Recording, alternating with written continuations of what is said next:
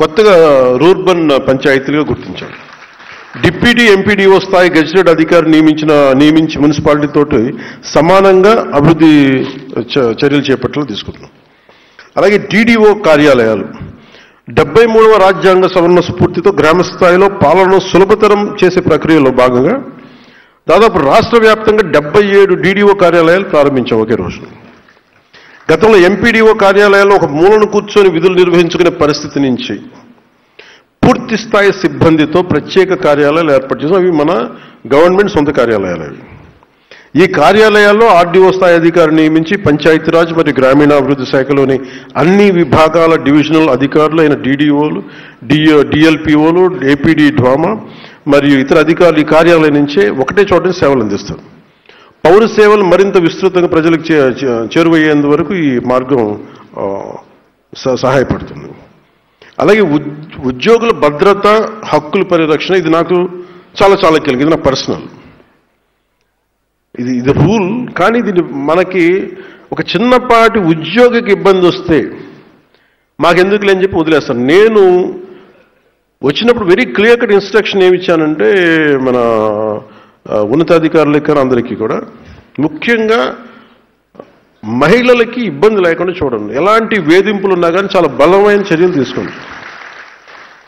అది ఎట్టి పరిస్థితుల్లో that's one uncompromising approach this government is intended to take it forward.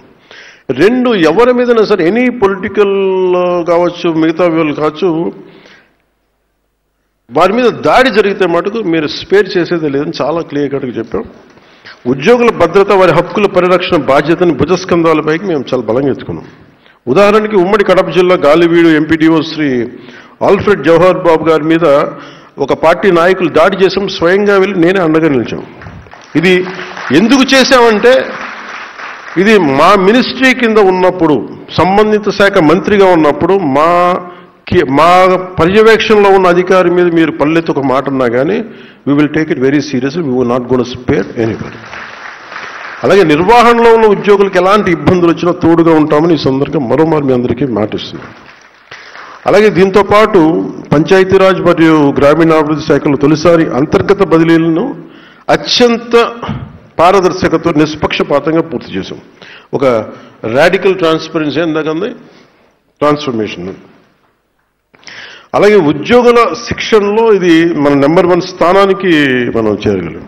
So ఉద్యోగులు promotion ఇవ్వడమే కాదు, వారికి శక్తి సామర్థ్యాలు, కెపాసిటీ బిల్డింగ్ పెంచాల్సిన అవసరం ఉందని నా చెవుల్లో ఒక ఇల్లు కట్టుకొని మరి ఓఎస్డీ గారు, మన వెంకటకృష్ణ గారు చెప్పారు. సో కెపాసిటీ బిల్డింగ్ చేయాలి కంట్రీ. అసలు ఆయనకి ఒక ఎంత ప్యాషనేట్ అంటే ఒక పంచాయతీరాజ్ వ్యవస్థని ఇంత బలోపేతం చేయాలని